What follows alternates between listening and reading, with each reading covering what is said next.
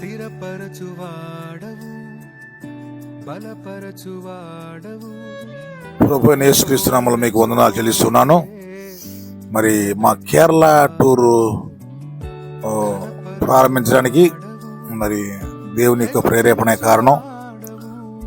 కేరళలో అపోస్తలుడైన తోమా గారు సంచరించి క్రీస్తుశకం 52లో కేరళ ప్రాంతంలో అడుగుపెట్టారు. ఆయన ఆ ప్రాంతంలో 7 సంఘాలను కట్టారు. 7 సంఘాలకి ఒక పవర్ కేంద్రంగా లేకపోతే పవర్ జనరేషన్ కేంద్రంగా మలయట్టూరు కొండ ప్రాంతాన్ని ఆయన ఎంచుకున్నారు. Praise the lord. దేవునికి మహిమ కలుగును గాక. మనం నెల్లూరు నుంచి ప్రాంతంలో మరి 30 మంది దాకా మనం ఇక్కడ టూర్ వచ్చాం. ఏంటి అంటే అపోస్తలుడైన తోమా గారు కట్టినటువంటి 7 సంఘాలను దర్శిస్తూ మరి ఆ ప్రాంతంలో ఆశీర్వాదం తీసుకోవాలని వచ్చాం. మనం మొట్టమొదటిగా మనం నేరుగా మలయట్టూరులో దిగినాము. ఉంది అంటే 1.5 కిలోమీటర్ ఎక్కాల. 1.5 కిలోమీటర్ ఎక్కాల. మెట్లు గిట్లు ఎక్కడ మన సెంట్ థామస్ ఉంటుంది మెడస్ లో మెట్లు గిట్లు ఏం లేవు ఇక్కడ. పచ్చి కొండ, అదిగో రాళ్ళు రప్పలు. కానీ వేలు లక్షల మంది దిగుతూ ఉంటారు. ముసలమ్మలు, పెద్ద పెద్ద ముసలోళ్ళు కూడా ఎక్కి. నేను ఎక్కి అలసిపోయాను. నేను వాళ్ళంతా చెమట పైకి పెట్టేప్పటికి. ఆడవాళ్ళు ముసలు ఎక్కి దిగుతూ ఉంటారు. వాళ్ళని ఆశ్చర్యపోయాను నేను. అలవాటు పడుకోవాలి సార్. ప్రతిష్ట ఈ 7 సంఘాలను దర్శించడము, ఈ యొక్క మలయటూరు పర్వతాన్ని దర్శించడము వారికి ఒక ఆచారంగా ఉంది. ఎక్కలేనంత ఎత్తైన కొండపైకి ఎక్కించుము నన్ను నడిపించుము. ఎక్కలేనంత ఎత్తైన కొండపైకి ఎక్కించుము నన్ను నడిపించుము. యేసయ్యా ఎక్కలేనంత ఎత్తైన కొండపైకి ఎక్కించుము నన్ను నడిపించుము. యేసయ్యా ఎక్కలేనంత ఎత్తైన కొండపైకి ఎక్కించుము నన్ను నడిపించుము. నడిపించుము నన్ను ఎక్కించుము. Praise the lord. ప్రభువుని యేసుక్రీస్తు నామములో మీకు వందనాలు చెల్లిస్తున్నాను. నెల్లూరు నుంచి మనం ఇక్కడ టూర్ వచ్చాము వ్యాన్లో. అది దేవుని కృప ఉంటేనే కానీ ఈ కొండను ఎక్కలేరు. దేవుని హల్లెలూయా. ఎక్కలేనంత ఎత్తైన కొండపైకి ఎక్కించుము నన్ను నడిపించుము అన్నాడు దావీదు. మనల్ని కూడా లాగ్ చేశాడు. వయసులో పెద్దవాళ్ళు ఉన్నారు చూడండి.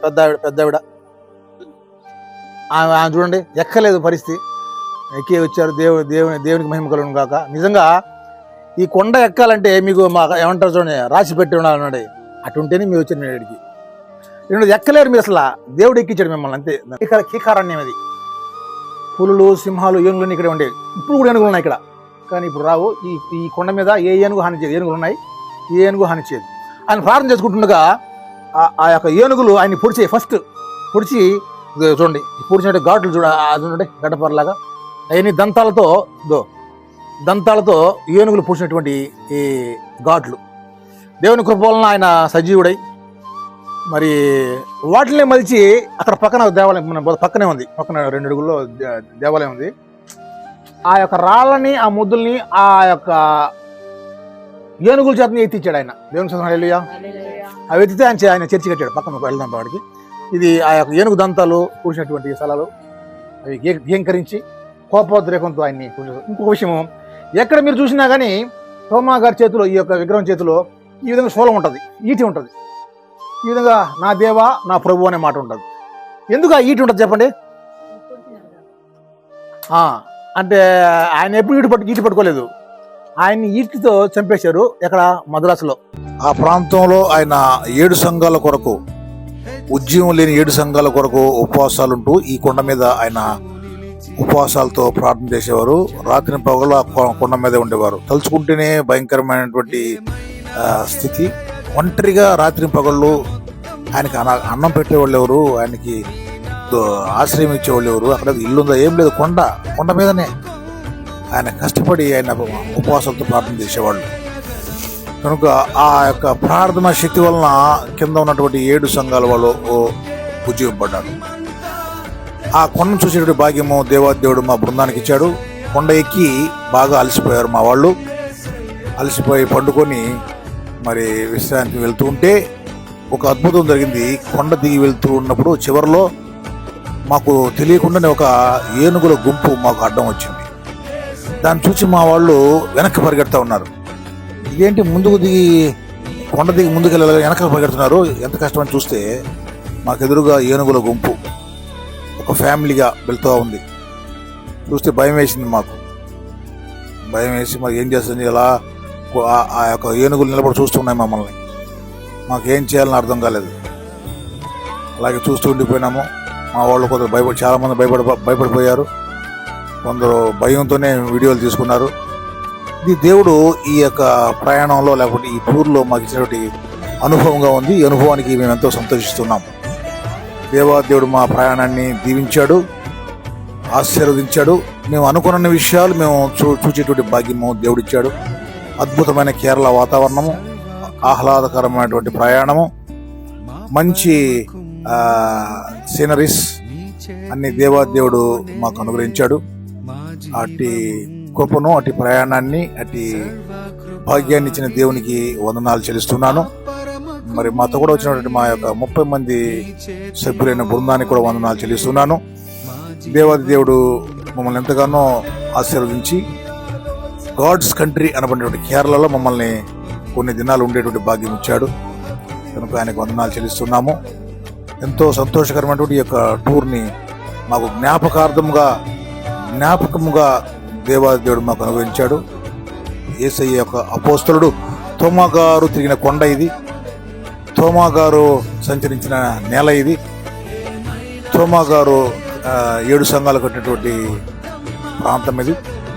ఆ ప్రాంతాన్ని చూసే భాగ్యం దేవాదేవుడు ఇచ్చినందుకై దేవునికి వందనాలు చెల్లిస్తున్నాను. దేవాదేవుడు మమ్మను మా యొక్క పాదములకు రాయి తగులకుండా, రాత్రియు పగలును పాదములకు రాయి తగులకుండా, మనకు పరిచర్య చేయుట కొరకై దేవదూతలు మనకుండగా, మనకు పరిచర్య చేయుట కొరకై దేవదూతలు మనకుండగా, ఆనంద యాత్ర ఇది, ఆత్మీయ యాత్ర,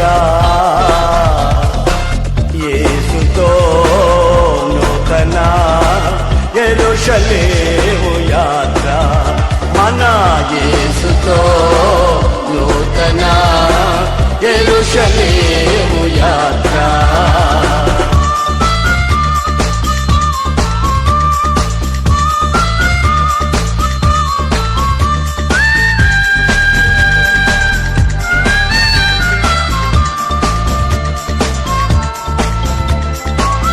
ఈ వీడియో చూసిన ఆత్మీయులందరికీ హృదయపూర్వకమైన వందనాలు. కేరళలో మలయట్టూర్ ప్రాంతంలో థోమస్ గారు కొండని ఈ వీడియోలో మీరు చూచారు. అయితే కొండ ఎక్కి దిగిన సందర్భంలో దేవుని కృపను బట్టి దేవుడు చేసిన అద్భుతాలను ఆయన దాసుడు తోమా గారు ప్రార్థించి నివసించి తిరిగిన స్థలాలను మేము చూచి మేము తిరిగి సంతోషంతో, ఆనందంతో, వాయిద్యాలతో, పాటలతో, నాట్యముతో ప్రభుని స్తుతించాము.